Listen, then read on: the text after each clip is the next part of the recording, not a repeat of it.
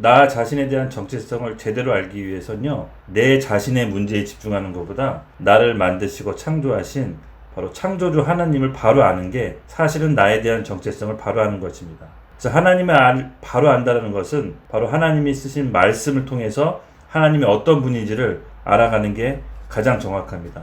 나에 대한 디자인, 나에 대한 속성, 나에 대한 미래, 비전을 어떻게 주실지는 바로 성경 말씀에 자세히 나와 있습니다. 하나님이 천지를 창조하시니라. 이 1장 1절에 나와 있는 한 문장이 어떻게 받아들이냐에 따라서 그 사람의 가치관, 인생관, 모든 선택이 여기에 달려 있습니다. 이 창세기 1장 1절을 믿느냐 안 믿느냐에 따라서 그 사람의 진로가 좌지우지 된다고 봐도 과언이 아닙니다. 하나님께서 그 모든 것들을 만들 마지막에 여섯째 날 바로 사람 본인의 형상을 하나님께서 만드십니다. 배에 아기를 가졌다는 소리에 어떻게 했을까요? 아직 태어나지 않았지만 엄마 뱃속에 있는 아기를 위해서 아기가 살 수 있는 조건들을 부모들이 집에 막 만듭니다. 첫째 날부터 여섯째 날까지 하나님이 사람을 창조하시기 위해서 그 모든 배경들을 만들기 시작한 겁니다. 믿으시죠? 다른 피조세계의 피조물들은 그냥 빛이 있으라, 빛 있고 이유 설명 없이 명령대로 만듭니다. 인간을 창조하실 때는 명령하지 않고 뭔가 심혈을 기울이는 흔적이 있는데요. 하나님이 자기 형상, 곧 하나님의 형상대로 사람을 창조하실 때 남자와 여자로 창조하시고 하나님의 뜻과 계획대로 자기 형상을 닮은 사람을 만드신 겁니다. 우리 인간을 통해서 하시고자 하는 뜻과 계획이 있다는 겁니다. 다른 피조물은 하나님하고 소통을 할 수 없습니다. 인간만이 영적인 존재로 소통하도록 창조하셨어요. 여러분, 창세기를 공부하고 성경에서 나오는 하나님을 올바로 인식하지 못하면요, 전부 내가 만든 하나님, 내가 섬길 수 있는 하나님만을 찾게 됩니다. 앞으로 예수님이 다시 오실 때 새하늘 새 땅이 올 건데 이 땅의 모형으로밖에 우리가 그걸 살필 수밖에 없다는 겁니다. 우리가 지금 보고 있는 환경은 부분적인 거고 다시 올 새하늘 새 땅을 찾아가는 이정표와 같은 것입니다. 여러분, 세상을 바라보실 때 내가 갖고 있는 지식, 내가 갖고 있는 생각으로 보면요, 하나님을 온전히 알 수가 없습니다. 하지만 성경에서 나오는 하나님의 성품, 그 하나님께서 말씀하시는 것을 통해서 하나님에 대해서 우리가 전부는 아니지만 부분적으로 알 수 있죠. 근데 내가 갖고 있는 나에 대한 고정관념 때문에 하나님에 대해서 오해하면서 하나님에 대해서 잘못 이해하는 경우가 너무도 많습니다. 40일 동안 모세가 하나님을 대면하고 안 내려오니까 그래서 탈출한 이스라엘 백성이 어떻게 하죠? 우리를 끌어낸 여호와 하나님을 만들자라고 하고 황금 금송아지를 만들어요. 또 하나님을 외면하지 않습니다. 단지 그 금송아지를 만들어서 그 앞에서 기뻐하고 감사함으로써 그 금송아지가 하나님으로 착각해요.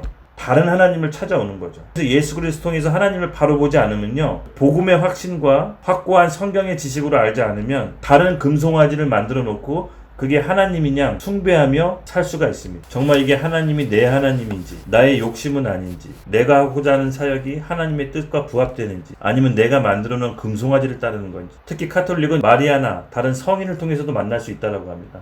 무슬림은요, 자기가 만든 그 율법을 통해서만 하나님을 만날 수 있다고 합니다. 하지만 기독교는요, 예수 그리스도를 통하지 않고서는 하나님을 만날 수 없다고 합니다. 똑같이 하나님을 믿고 하나님을 섬긴다고 말하는데 하나님께 만나는 통로가 서로 달라요. 유대인의 경전 토라 아시죠? 토라의 원어를 살펴보면 이렇습니다. 토브, 좋다, 라, 악하다. 무엇이 선하고 무엇이 나쁜지를 가르치는 지침이라고 합니다. 그 토라만 붙잡고 외워요. 그들의 소명은 그거예요. 그렇게 해야 나라가 온전히 하나님 안에서 건강하게 유지된다고 믿어요. 세상 법을 가르치기도 전에, 어떤 도덕적 기준을 가르치기 전에 하나님의 말씀인 토라를 먼저 가르쳐요. 토라를 통해서 거룩하게 만들었다라고 생각하기 때문에 그 거룩한 삶을 살기 위해서는 이 세상의 형법이 아닌 바로 토라를 먼저 아이들에게 가르친다는 겁니다. 여러분, 여기서 알 수가 있는 건 뭐냐면요, 바로 세상법 위에 하나님의 법이 위에 있다는 게 바로 그 나라의 아이덴티티입니다. 여러분, 창세기 3장에 보면요, 잘 알겠지만 인간이 죄를 범하죠. 지금과 그때나 똑같습니다. 바로 하나님과 인간이 맺은 언약을 죄로 인해 깨고 하나님과 분리시키는 게 사탄의 전략이고 지금 저와 여러분에게 하는 방법입니다. 지금도 우리에게 거짓말하고 다른 왜곡된 생각을 집어넣어서 파고듭니다. 그 받아들인 생각에 감정이 들어가고, 감정이 들어가기 시작하면 우리의 행동과 의지가 딸려 들어갑니다. 죄를 짓게 하고 하나님과 분리를 시킵니다. 고린도 후서에 보면요, 우리가 육신으로 행하나 육신에 따라 싸우지 아니하노니 우리의 싸우는 무기는 육신에 속한 것이 아니요 오직 어떤 견고한 진도 무너뜨리는 하나님의 능력이라. 모든 이론을 다 무너뜨리며 하나님의 아는 것을 대적하여 높아진 것을 다 무너뜨리고 모든 생각을 사로잡아 그리스도께 복종하나니. 이 죄의 근본은요, 화살이 관역에 빗나가답니다. 우리에게 잘못된 생각, 세상적인 생각, 나쁜 생각이 들어왔을 때 우리가 해야 될 제스처는 뭡니까? 바로 고린도후서 10장 6절에 하나님 아는 대적하여 높아진 것을 다 무너뜨리고 모든 생각을 사로잡아 그리스도께 다시 복종하는 겁니다. 하나님 말씀으로 빨리 돌아와야 됩니다. 아담과 하와가 했던 실수는 뭐냐면요, 하나님이 그 선악을 알게 하는 나무 열매를 먹으면 정령 반드시 죽는다라고 했는데, 반드시 죽는다 해서 정말 죽을까라고 꽈더니 하나님과의 언약이 흐릿했던 하와 여자가 죽지 않는다라고 생각을 한 거죠. 그리고 나무 열매를 먹습니다. 하나님과의 언약과 하나님 말씀에 튼튼히 잘 뿌리박고 자리 잡았다면 유혹과 거짓을 행해도 아마 하나님이 주신 말씀을 지켰을 텐데, 어디까지나 인간은 연약하고 죄인이라 하나님과의 언약이 흐릿한 나머지 사탄의 유혹에 넘어가죠. 죄를 범할 수 있도록 허용은 해놓으셨어요. 왜냐하면 죄를 통해서 하나님의 사랑과 은혜를 더욱더 극적으로 알 수 있기 때문에 그렇거든요. 자유 속에 있는 인간은 이것이 자유가 얼마나 소중한지 모른답니다. 하나님과의 단절이 얼마나 비참하고 심각한지를 스스로 깨달아야 하나님에 대해 더 인식하고 구원의 은혜를 느낄 수가 있다는 겁니다. 우리가 가지고 있는 생각 중에 끊임없이 하나님을 판단하고 내 기준으로 하나님을 들었다 놨다 합니다. 우리가 하나님의 선악을 판단하는 그 성향과 기준이 내려놓지 않으면요, 결국은 내 안에 가둬놓은 하나님으로 인해서 내가 멸망받게 돼요. 진정한 자유는요, 예수님 안에 있을 때만 누리게 될 수 있거든요. 이 말씀을 하심에 많은 사람이 믿더라.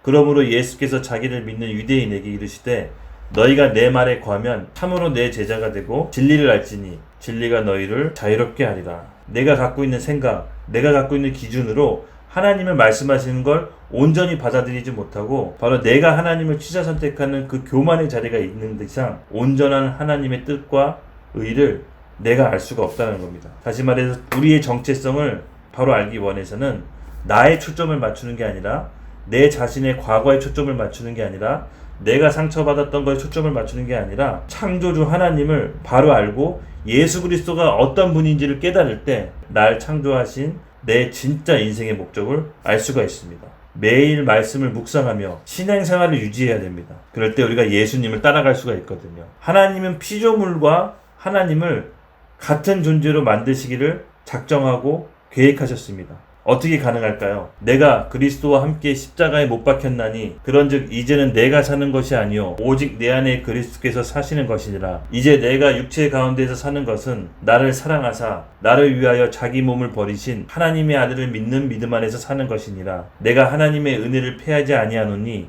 만일 의롭게 되는 것이 율법으로 말미암으면 그리스도께서 헛되이 죽으셨느니라.